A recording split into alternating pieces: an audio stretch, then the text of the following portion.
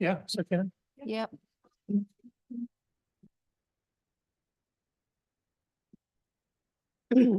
Morning, everybody. I'd like to welcome you to this meeting of the Licensing Committee.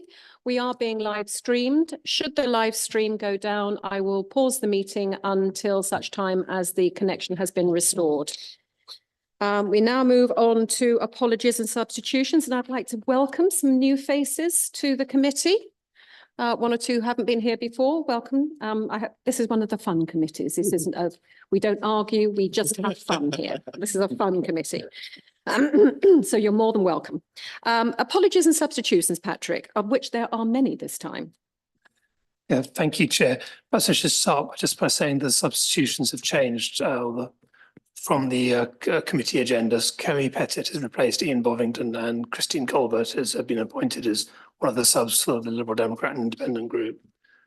Apologies have been received from Councillor Christine Ambrose-Smith, Councillor Charlotte Kane, Councillor Lavinia Edwards, Councillor Mark Goldsack, and Councillor Mark Inskip. Councillor Chika Ikamwali is attending as substitute for Councillor Kane. Councillor Christine Colbert is attending as substitute for Mark Inskip. Councillor Bill Hunt is attending as substitute for Councillor Edwards.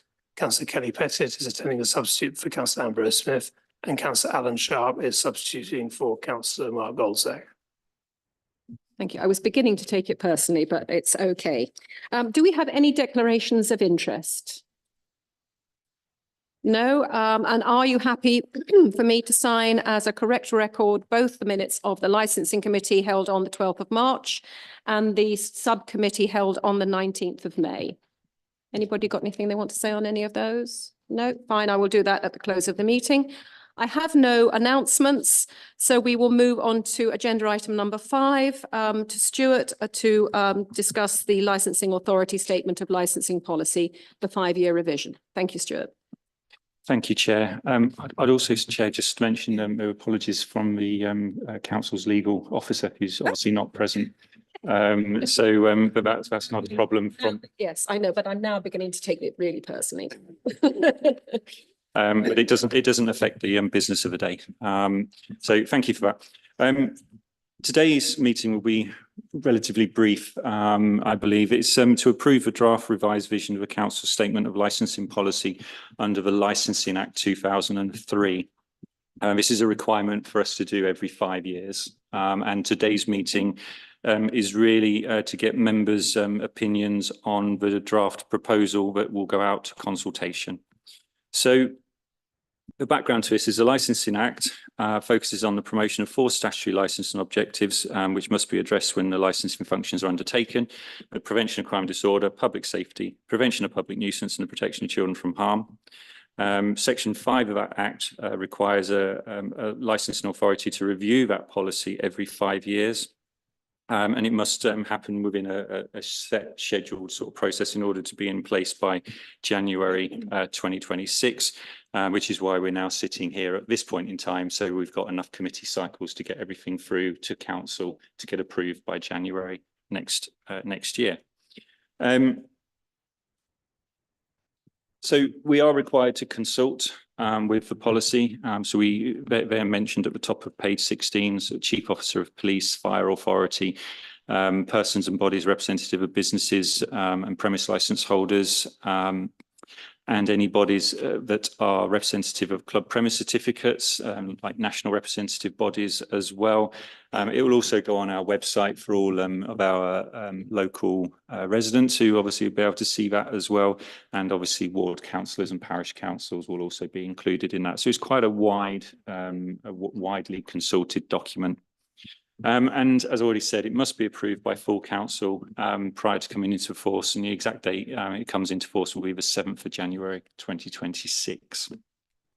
Now, the current policy has been in force since 7th of January 2021, and it's proved to be very satisfactory at guiding applicants, officers, and more importantly, the licensing committee when considering and determining the applications that come forward to us.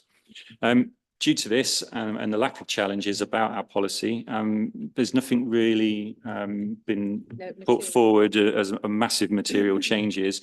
But the table on page 16 outlines what the track changes in the document are relating to. So we have 1.17A has been inserted, promotion of equality.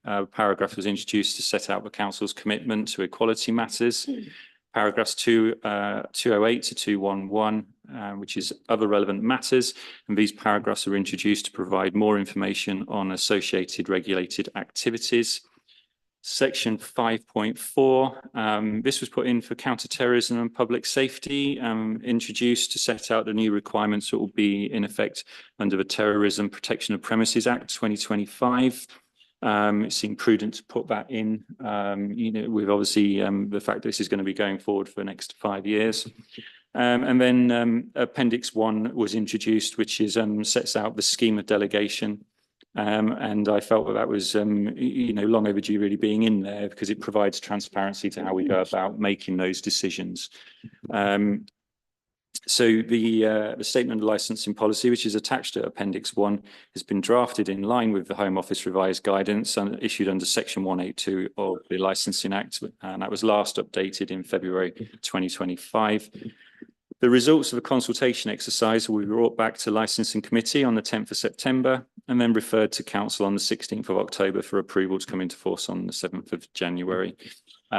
We are looking to have a consultation period from the 21st of June to the 1st of August, which we believe is around 6 weeks. It's for minor changes such as we're undertaking. I think that's plenty long enough for people to do what they need to do and make comments should they wish to. That's really it at this point from myself. As I say, it's a very brief sort of outline, and it's I'm here to answer any questions from members. Thank you, Stuart. Does anybody have any questions for Stuart? Oh, hands go. Oh, they were almost simultaneous there, but I will. Oh, Christine, are you sure? Councillor Trapp. Hello. There's minor things about wording, as usual. Which I can talk to you about it afterwards. I'm just wondering about the licensing objectives. Since they're so important and they're referred to so many times, would it be worth actually putting them in a box? They're sort of at the top of a page, a bit lost. And we refer to those licensing objectives quite often on page 23. And actually, they're done later, I think, on page, I can't remember now, page 39 as well. You repeat, they're repeated. So Councillor, at the moment, they're bullet pointed at the top of page 23. Yeah, but are you suggesting to make them a bit? But because, yes, the bullet points are lost, I think. I had to go back, and when you were referring to them, I said, where are these? Yeah. Yeah, okay. Yeah. The other one I had was actually 117A, the promotion of equality. First of all, it should be is committed, not because East Cambridgeshire District Council is singular. I was not sure what you meant by those who do not share them. Page 24. Fostering good relations between individuals with different protected characteristics and those who do not share them. I'm not sure whether. What? Whether it's necessary. Well, what do you mean by those who do not share them? I believe it was trying to sort of say that obviously certain people will have disabilities, they may have things which are protected, and but they may not necessarily have them themselves, and it's that trying to kind of like to understand the differences, I suppose. But having it's trying and get an understanding of what other people.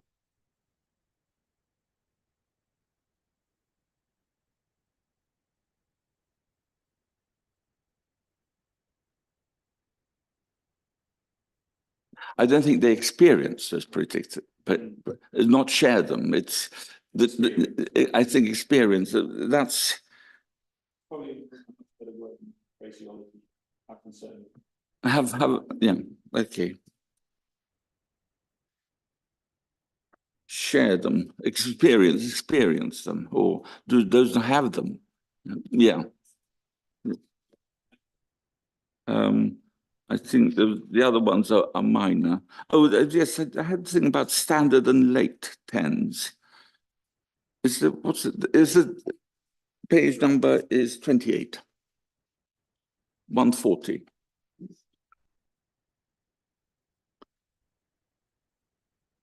I mean, does a late 10 mean you just get more money?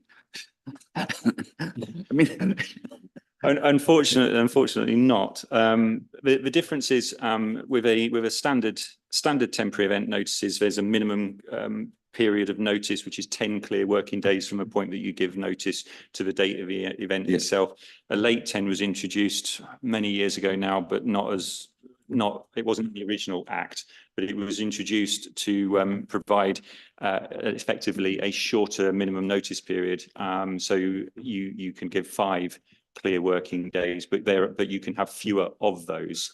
They are for emergencies. They were kind of introduced because there was issues where people were perhaps having a wake, for instance, and obviously those sort of events don't you don't know they're going to happen, and they weren't able to get hold of these special sort of permissions to have licensable activities because they only had 9 days notice or 8 days notice. So the government introduced a scheme of late 10s that enabled a smaller number of events to be applied for with only 5 days of notice.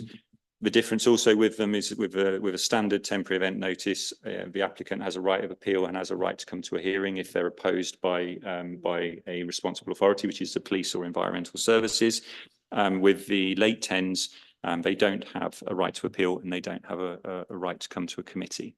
The decision on whether to effectively, as soon as somebody objects it, so if a police object to a late 10, then it can't happen. And there's no right to redress on that.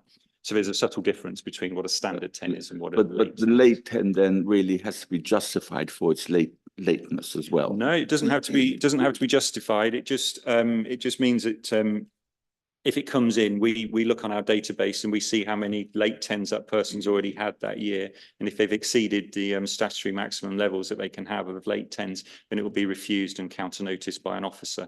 It doesn't.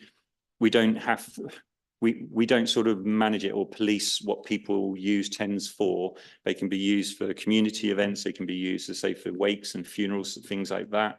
They're generally used for bars when people have, in their busy lives, have overlooked going down the normal routes as such. We have a lot of one of the biggest culprits on late 10s are PTA associations, parent-teacher associations, where somebody says, "Have you done it?" "Oh, no, I haven't. Have you done it?" And then they're able to get a late 10 with that shorter notice period. So yeah, it does save quite a few people that option. The other one, sorry, Mike. The other one was 211 on page 39. Where such as poker and bingo. Poker, I don't think, is classified as a game of chance. I would have thought roulette might be better there. Poker is actually a game of skill, and I'm very bad at it. Yeah, so this was put in saying about other relevant matters, just because there are things which occur within licensed premises, which have premises licenses, which obviously have other activities, and that's all headed up under exempt gaming. So there are exempt gaming such as poker and bingo that are done, and some of those are a game of chance and others aren't, but they still all fall within under that umbrella heading of exempt gaming. So what we're just trying to sort of raise is to make this document where it prompts a question, right? Okay, do I need an additional permission?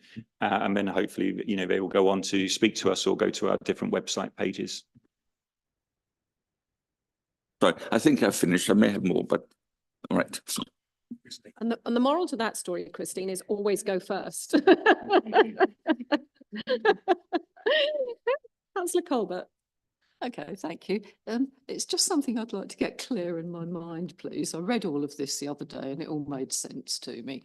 And just driving here this morning, I thought historically, I've got this idea in the back of my mind that there were differences about licenses, about access of children, whether or not food was served.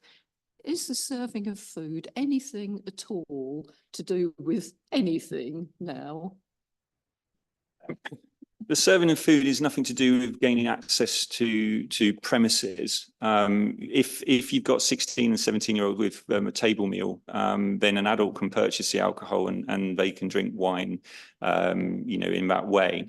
But access is governed by the mandatory condition, which is on all premises licenses, which is, if I remember rightly off the top of me, really testing my grey matter at the moment, but the wording of it is along the lines of they can go into irrelevant premises up until midnight, unless there are additional conditions which can be offered by or placed on by a committee.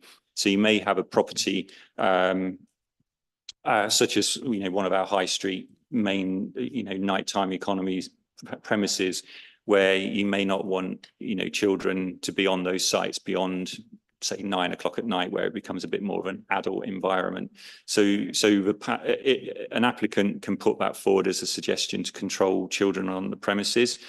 Equally, if there were representations as part of the application process, then that application would come to a committee like this. One of the subcommittees, not this one, sorry, the subcommittees. And at that subcommittee, members may determine to add a condition onto the license to say, okay, we're quite happy with this venue trading until 2 o'clock in the morning, but we don't really want children, and or under 16-year-olds, under 12-year-olds, whatever, on there beyond, say, 9 or 10 o'clock in the evening. So in answer to the question, each license is specific, but there is this mandatory condition which overrides all.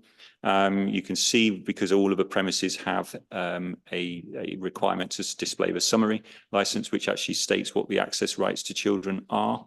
And so you can look at that, and obviously it's all on our public register as well. But if you want a bit more sort of specific information, I can certainly send you some of that information through to you as well, where all of those bits I've just mentioned, exactly where they are and the exact wording of them as well. Well, yeah, I would appreciate that, please. Thank you again. Thank you very much No for the problem. explanation. Councillor Akinwale. Chair, I'm just curious on political modeling policy 1.7A. Is there anything in terms of considering to be characteristic of all those who are? Your microphone's not working. Oh, there it is. Sorry, 1.17A. In terms of pregnancy and maternity, those who are obviously pregnant or breastfeeding or maternity leave, wouldn't that be considered as a characteristic as well?